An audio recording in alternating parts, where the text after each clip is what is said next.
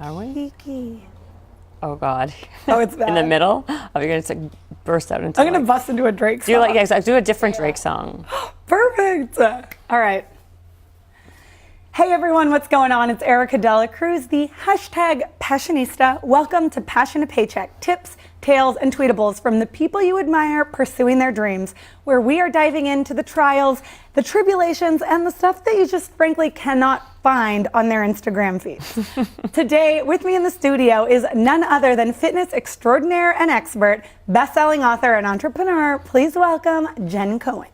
Wow, thank you. Yeah, thanks for being here. What a great intro. I'm going to come by more often. Right? So I'm in a pantsuit, but I was going to have you like drill me on a few, I don't know, burpees. What do you call them? They're called burpees, but why didn't you? Why are you wearing such an elegant, fancy outfit for me? I should have come in my damn tracksuit, and then you could have like given me the 411 on like getting wifey fit goals. No problem. And next time. Yeah. Next time. Or I can give you a plan and you can do it after this segment. Right? We'll see. So, okay. So for my audience, I'm obsessed a little bit with my guests just because you do so many things. You're so multifaceted.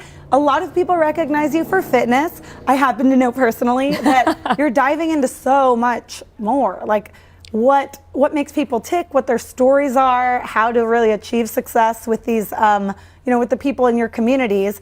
Let's start though at fitness. Okay. How did this happen? You have Badass Body Goals, your third book out right now. Right, yes. And it's a combo of a journal/book. So it's, I call it an interactive book. It is actually. Okay. Well, this is actually different than the other books because it is a journal and there's a difference. A book it's more of a telling you how to. Or what to do. But this is much more of an interactive book because it's a journal where you actually have to keep yourself accountable by writing down your progress with everything. So it's a 10-week program and you track your progress. I love that. Yeah, and the best way to kind of have long-term results is to keep yourself having a way to be accountable and seeing visually you progressing. So see, that's so interesting because we've always prided ourselves on Passion to Paycheck, more than just an event where you get information. Right. So I would call your book less informational, more transformational. Absolutely. Because the reader can like have their accountability buddy with them all the time. And then right. the other thing I should say, right, exactly, is that making it more interactive. Usually you have like these, right now especially, everything's about like technology and apps. Yeah. And we've had that. And then you also have books. But this is a hybrid because what I give people also is an exercise library so they can actually see the exercises in real time and do it, and then also have the book with them to track everything and have their workouts. So you have both. You have like the paper piece and you have the technology piece all in one thing. That's the best because what usually happens for me is I get online and I'm doing something and then they're like, download your workbook. And it's a PDF. I can't write in it. Who has a printer anymore? Right. It's complicated. Yeah. And then people don't want to do things that are complicated or arduous, so they just don't do it at all. It's got to be easier. Easy, yes. You have to eliminate any excuse factor for people to do it. So it's interesting. I've kept like a healthy, what I consider healthy lifestyle, but I've never, apart from like maybe after a few breakups, gone super like, yes, I'm going to do it. I'm going to eat everything and all of that. But I admire and like look up to fitness authorities because you have like created this body and source as a profession almost. And I always wonder, how does one like start to do that? Do you just work out and then figure, I kind of want to turn this into a brand? How did it all start? Oh God, absolutely not. Mine's a little bit different. I was in a totally different industry before I even got myself into fitness as a career in music. Oh. So I was in the music world. But my foray was very different. I always loved to eat. So I exercised more to balance out my food intake, right? Right. But how I really started this whole fitness, I guess, career path was when I was working in music. I was an executive in the marketing space. Oh, wow. And I was working with BMG with like big pop artists like Britney Spears, Christina Aguilera, Usher. And you were like promoting them or brand deals? I was more doing like strategic partnerships. So I was quite young and I was basically going up the ladder very quickly as an executive in the market. Corporately. Yeah. And I was in radio corporately. Corporately, exactly. I got you. You got it, right? And then you kind of like, this is a whole different, being an entrepreneur is very different than working in the corporate space. 1000%. It's a different animal. And some people are, just because you may think you want to be doing it doesn't necessarily mean you should do it, right? Totally. Some people thrive in the clock in, clock out, and they need it. Yeah. But this in the music world was a little different. Even though it was corporate, it still was entertainment, which was a very different animal anyway. It is a totally different industry than like healthcare is. Oh God, very. And there's so much that goes, I have these conversations a lot actually when people are like, oh, it's just the same as any industry, just like Google how to thrive. Right. And I'm like, there's no Google tab or ranking that you're going to find. Right. Their paths and relationships and the world is so different, would you say, in absolutely. Entertainment's much more about relationships, having maybe also being a good networker. There's a lot of different elements that go into it, and we can get into that if you want. Also, I feel like every industry, there's like different things you have to be really good at. I think with entertainment, it's a different breed altogether. Yeah, it's a separate entity than anything else. It's like the beast that you keep for the end of the show to unveil. Absolutely. It's like, so then so I was working at BMG, and then I got a job offer. I moved to Los Angeles. So I'm Canadian. I was living in Toronto. Got it. And then I started working out here for a label called Immortal, which had it was like a deal between them and Sony. So for all intents and purposes, Sony. Yeah. And then I was doing very, very well. I kept on getting more and more promotions. And then they put me in an area where it was quite different than what I was like interested in doing. Is when like technology became a bigger part of stuff. All of a sudden it's like it became it's a different thing, a different animal. And then I was like, you know what? I'm not crazy about this. I think I'm gonna like quit my job, and I was young still. And I'm like, I'm gonna become a trainer in the interim until I figure out what I want to do. Wow. And were you always sort of working out alongside? I always worked. Working out for me was kind of already a habitual thing. It was your lifestyle. It was already my lifestyle. So from a young girl, it already became part of my everyday thing. But it was never my career. It was just a hobby or pastime, right? Yeah. And so when I quit my job, I was like, okay, well, I'm going to become a person. I'm going to get my first certification. Totally. I'll become a trainer, and I'll kind of like figure it out later on. But I'll do it for like a year or maybe 6 months. So you thought that this might be a gap transition to another job? Oh, I thought 100%. And also, I was Canadian, which meant that I had no working papers. I had no visa. Oh, so wow. Once I quit my job with a corporate company that was sponsoring me, they gave me a visa to work there. Then I was really kind of like, I had to figure out a way to make money that could have been like cash. Totally. Right? Yeah, no, my fiance is an Aussie. We got it. Right, you understand. I really had like Operation Stay in the Country. Exactly. That was really the key to everything. How do I stay in LA with making some money until I figure out my next move? Yeah. So I became a trainer, and then what I did was, as I was going through the certification, I'm like, you know what? I already have relationships with all these record labels and all these artists. Yeah. Maybe what I did was I went to have meetings now with the first label was MCA Universal, and I created a job position for myself as a label trainer where I would train because I knew how the marketing dollars worked. I knew how the marketing budgets were. And I said, you know what? I'm going to put myself in this situation, and I will basically become a label trainer, which I did. And from there, it kind of just mushroomed into like one label, then it being 2 labels, 3 labels, and I built an entire business. When you say trainer, were you training them on running the marketing, or were you training them physically? Physically. So my God. So I pivoted from, I started in the record label space as a marketing executive. And then when I went back to get my training, thinking I'd be a personal trainer like at your house or like at a gym. Totally. I just went, you know what? I can think better than that. I'm going to go back to the place I have relationships and put myself so I can actually get a monthly retainer as opposed to an hourly. Yep. Where then I can kind of make more money. And it worked out for me because, like I said, that's how I did it. And so I went back to the same labels in a different role. Totally. So it's crazy. I'd like to just pause and break this down for anyone watching who is maybe they're in a 9-to-5 and maybe they have like hobbies they'd like to turn in to like the passion to paycheck sort of trajectory. What I'm hearing is that you sort of thought, okay, there's a pivot period. I do this anyway. And so many people think they need the business model, the business plan, and on Friday I'm going to turn into an entrepreneur. Right, absolutely not. No. Right. I think you have to figure it out. I think that sometimes you have to jump right, you got to deep dive into something. And you got to like be in that mud. Yeah. And you got to lean, like, not to use all these like same, cliches, but you really have to like lean into whatever and kind of figure it out as you go. I mean, I knew I loved fitness.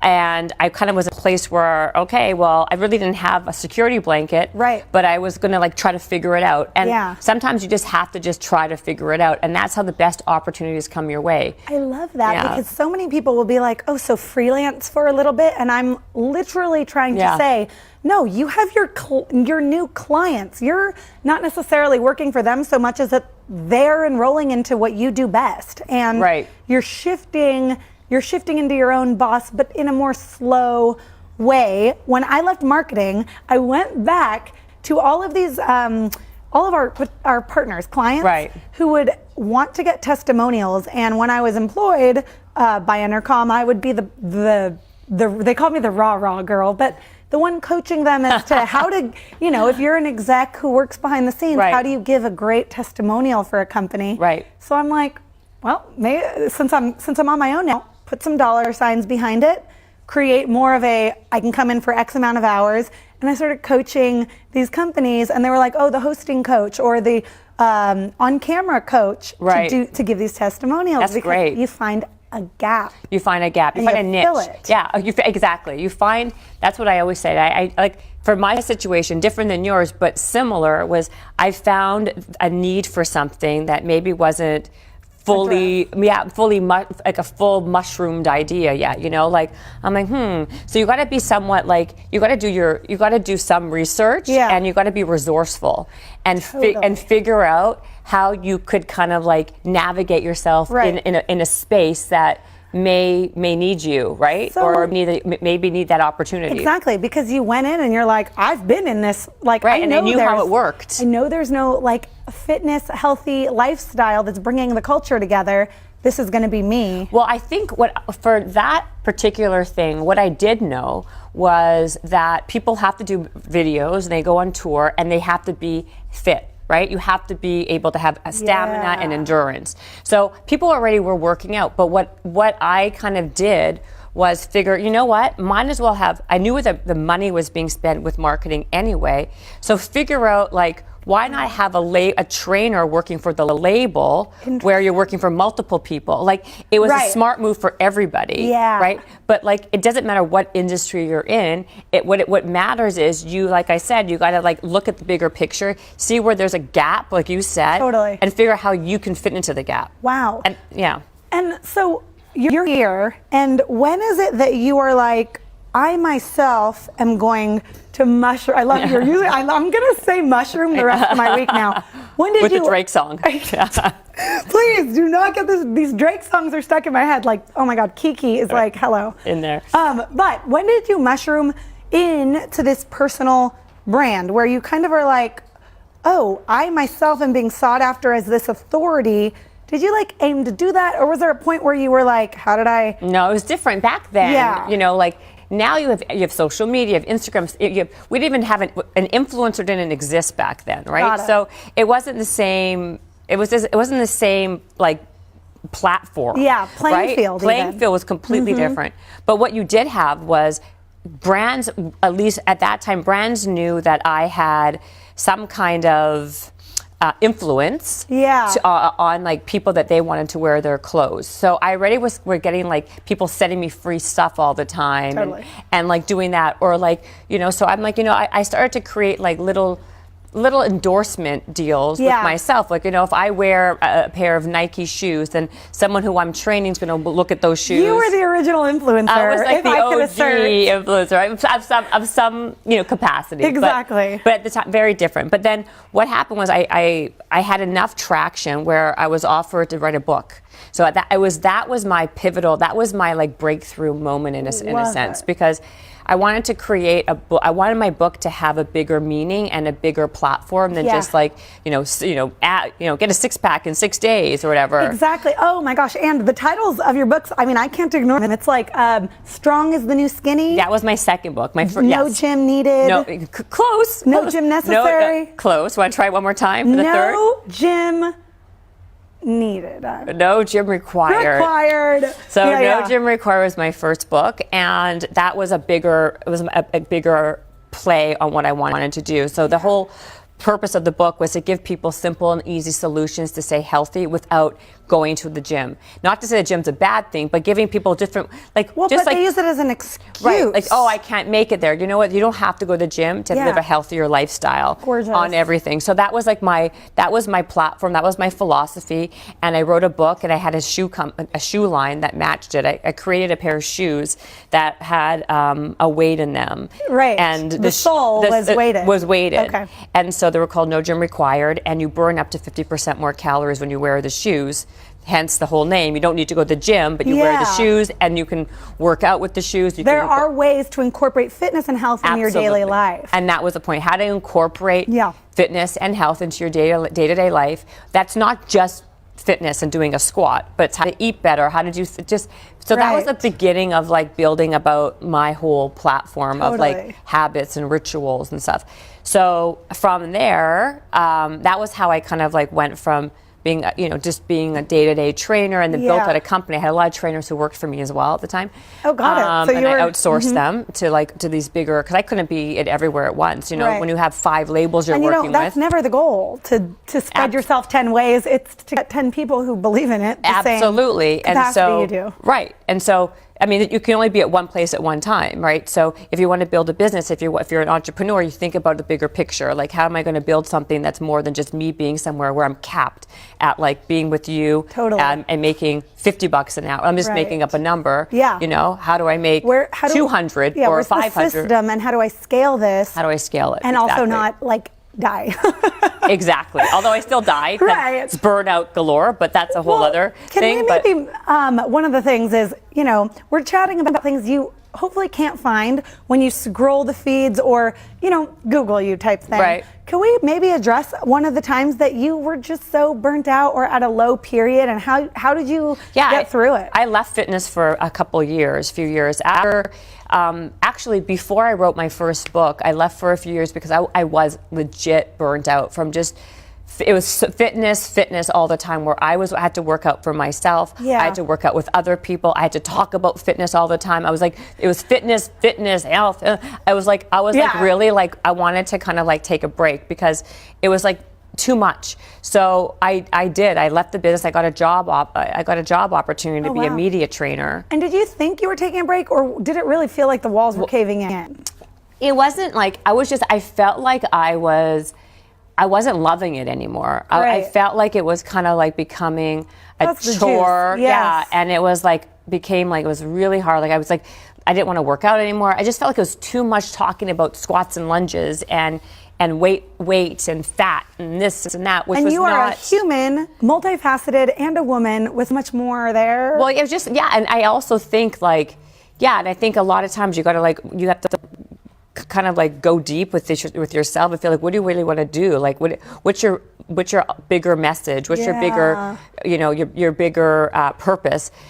So I got actually one of the guys who was the head of one record label. I was talking to him one day, and he's like, I have a friend of mine who has a media training company. He lives in Washington, and they're really looking to expand their Los Angeles office. I think you'd be great. And I was like, are you kidding me? It's not going to be not for me, because that's like now super corporate. Totally. And I went to speak to this guy when he came in town, thinking I'm just going to, be polite. Right. And like, he offered me the job, and I was kind of like, well, okay, I guess I'll try it. And I kind of like made it my own. So knowing that he trained me to basically, and the job basically was to train executives, CEOs, C-level executives, and celebrities it was more like a crisis management position. So when people had like an issue with their company or an issue with what happened with them, and they had to like talk to the press, how do you do that in a way that will resonate and come across nicely? It's crazy because knowing that you're expanding the conversation inside of, a podcast upcoming, if I'm able to say that. Yeah, no. Okay. Say it 10 times. Great, yeah, great. Exactly. So now that I know where you are inside of having these deep conversations, so much so that I'll even say when we were hanging out, we all were like, this podcast got to be called Going Deep with Jen. Yeah, exactly. Go deep. Yeah, you're going so deep that I feel was this transition period into like maybe launching or spanning into this industry that it dovetails with fitness. It doesn't all have to be fitness. And that's so important, I think, for everyone watching. People sometimes get bogged down by something that they live and breathe every single moment. And it's okay to take those breaks and pivot out. And you're still, when you walk into a room, everyone's like, fitness, you're not going to lose everything if you decide to take a breath.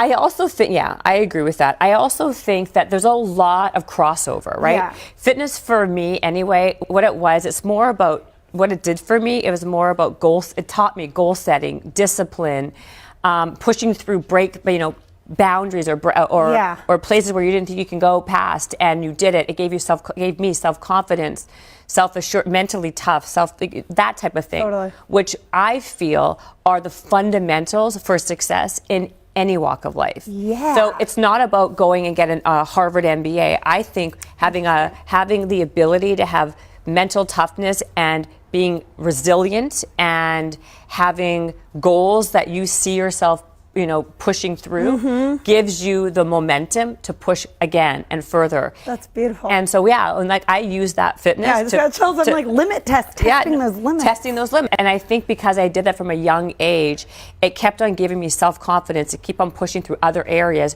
where it becomes now more about personal development more than just fitness. Because fitness to me is a small piece of all of it. It's not wellness as a whole or being healthy or being successful. Fitness, yes, is definitely a part, but there's so many other variables that are important also. That's beautiful because so many out there are like, well, wait a minute, this is my niche and this is my industry. And I always say, make sure you're focusing on the development of yourself personally. Yes, exactly. If someone is watching and they're listening to this and they're like, I can't get enough, and how do I connect and where do I follow along? What's the best place to reach you or maybe follow along on the journey? Oh, they can reach me at, my website, jennifercohen.com. Perfect. And Instagram, The Real Jen Cohen. Awesome. So that's jennifercohen.com. Cohen is Cohen. I tripped up myself when we first met. And then on Instagram at The Real Jen Cohen. You got it. Yeah, baby. That's good. Follow along because I follow along, and you got to join the tribe because there's a lot. I mean, I know it's not all about fitness, but if you want that fitness dose, oh yes, I was following along the other day. I'm like, okay. So inside of wrapping this and making sure that everyone's left with this, I feel the journey has been so amazing from corporate to creating something yourself to fitness to then exploring what more there is. What is the legacy, or this is a pretty expansive question. Oh God, legacy. I mean, I'm not that old. Yeah. But I'm asked that. I mean, there is someone literally at a college graduation last week. It was like, think about the legacy you're leaving. And I'm so used to this now that what is that message? Or if you could impact and maybe touch a few people a day, what is it that they're left with and that the world will be from Jen Cohen? Oh no, I think that's a hard question. Yeah. Oh gosh. I mean, I got it. There's no textbook answer. Gosh. But today and in your space right this minute, if you could think of some feelings that you'd like. I think instilling a sense of having a sense of confidence and acceptance to people. I think that, and basically figuring out who you really are, what you're really good at, what your superpower is, and then maximizing on that. Yeah. I think that's really important, to know yourself and not what really dig deep, or figuring that out and then, like I said, making that work for you. I love it. Yeah. Yeah, know your strengths and hit on them and expand on them. You could have gone to an entire different world and niche, but you were this is what I'm good at. This is what I was doing. How do I combine and expand that to eventually build what you have now, which is this amazing brand inside of the industry. So I just want to do some personal plugs because I've been to your set, to your place. You're so cute. Tell us a little bit about the podcast and what we can expect from that. Okay, so the podcast is called Habits and Hustle. It launches actually, I think, in a week from now. And it really is about the habits and the hustle of people who are really just fascinating and interesting, successful people, like thought leaders, where you can just maybe just more than just like hearing their stories. I want there to be practical takeaways where you can implement it into your own life. I love it. You know, and inspire you. The story, it goes back. The podcast will be the same as the book, people. It's not informational, it's transformational inside of your conversations, and that's what you keep presenting. So I'm transformed every time we talk to Jen. Thank you so much for being on set with us today. Everyone, that's Habits and Hustle. Follow along at The Real Jen Cohen. Thank you so much for watching Passion to Paycheck here on the Focus TV network. Awesome! Thank you! Yeah, baby! Thank you. Oh okay, I'm going to do a little of a story now. Okay, perfect. Because that's what we do around here. I feel like we hit it on the head. That's what your world is, and what I get is it's not just info. It's like, how do you change and develop in the conversation? Right. That's great. I don't want it just to be like a talking head talking to somebody. I want there to be like something where like you actually take that information and do something. Yeah. And the best way to change in that moment is to actually do something. Small wins. Who's next after me? Actually, no. This is our cap episode, so we're good. Let me just take a picture. Our next show. Oh, it's pictures. Very cute. Adorable. This tan I got yesterday is crazy. She did Girl, so you dark. Look amazing. No, she did Your so lashes dark. Too? I look like a crazy